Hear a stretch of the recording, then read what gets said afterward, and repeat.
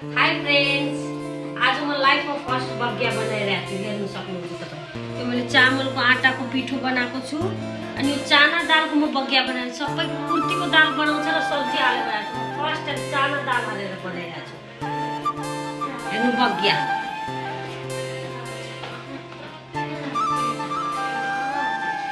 यसरी गर्ने, छोप्दिने।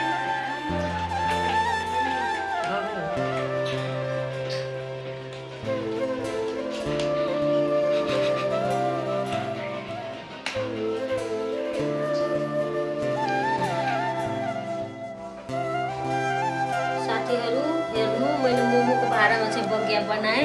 छिट्टो पाक्यो मोमोको भाँडामा, मिठो पनि पाक्छ।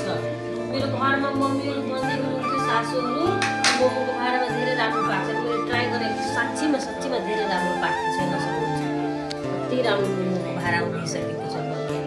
अब खाएर बुझ्छु कस्तो पाक्छ।